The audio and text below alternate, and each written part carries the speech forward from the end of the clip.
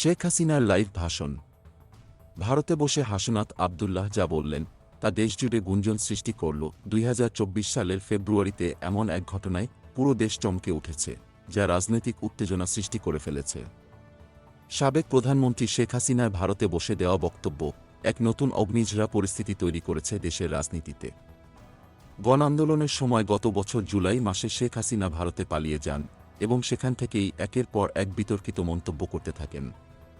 কিন্তু ২০২৪ সালের ৫ ফেব্রুয়ারি বাংলাদেশের ছাত্র সমাজের উদ্দেশ্যে ভাষণ দেবার ঘোষণা দেওয়ার পর পরিস্থিতি আরও উত্তপ্ত হয়ে ওঠে। এদিকে বৈষম্যবিরোধী ছাত্র আন্দোলনের আহ্বায়ক হাসনাত আবদুল্লাহ, যিনি বরাবরই তীব্র মন্তব্য করে আলোচনার কেন্দ্রবিন্দুতে থাকেন, এবার ভারতে অবস্থানরত শেখ হাসিনাকে নিয়ে এক ভয়াবহ বার্তা দেন।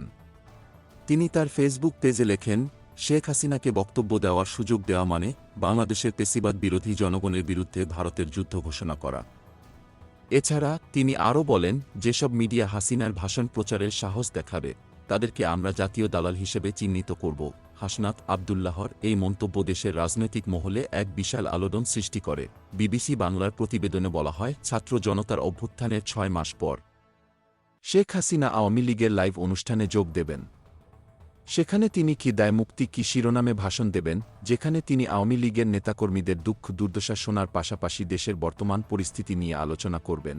এদিকে নিষিদ্ধ ছাত্র সংগঠন ছাত্রলীগ ৪ ফেব্রুয়ারি তাদের ফেসবুক পেজে জানায়, ৫ ফেব্রুয়ারি রাত ৯:০০টায় শেখ হাসিনা বাংলাদেশের ছাত্র সমাজের উদ্দেশ্যে ভাষণ দেবেন। তবে ঘোষণার কিছু সময় পরেই ছাত্রলীগের ফেসবুক পেজ হঠাৎ করে অদৃশ্য হয়ে যায়। এটি এখন পুরো দেশের রাজনৈতিক পরিস্থিতিতে এক নতুন প্রশ্ন তুলে দিয়েছে।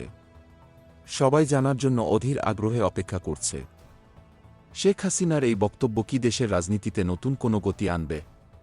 তার মন্তব্যের পরবর্তী পরিণতি কী হতে পারে?